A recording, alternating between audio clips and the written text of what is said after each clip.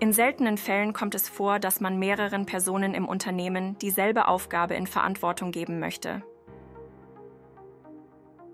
Ich habe zum Beispiel ein Formular, das ich meiner Kollegin Anna zum Ausfüllen gegeben habe. Nun möchte ich auch von Lisa, Daniela, Eva und Steven, dass sie dasselbe Formular mit jeweils ihren persönlichen Daten ausfüllen.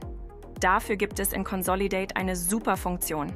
Gehen Sie einfach im Aktivitäten-Detailfenster auf Optionen und dann auf Aktivität kopieren.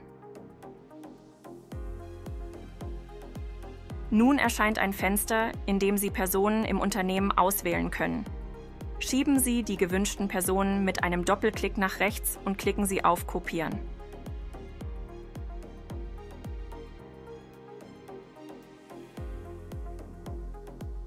Jetzt können Sie in der Historie sehen, dass für jede ausgewählte Person eine eigene Aufgabe erstellt wurde. Öffnen Sie eine dieser Aktivitäten.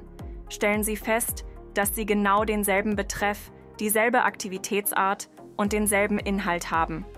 Aber Vorsicht! Erstellen Sie Kopien von Aktivitäten wirklich nur in dem Fall, in denen Sie von verschiedenen Personen denselben Handlungsbedarf haben und jede einzelne Person für sich die Aufgabe erledigen soll. Wenn Sie verschiedene Aufgaben verteilen möchten, nutzen Sie die Funktion der Folgeaktivität und beschreiben Sie die einzelne Aufgabe für die jeweilige Person. Ihnen gefällt der Tipp der Woche? Damit Sie keine wichtigen Tipps mehr verpassen, abonnieren Sie unseren Kanal und Newsletter. Sie haben Fragen zu Consolidate? Dann kontaktieren Sie uns.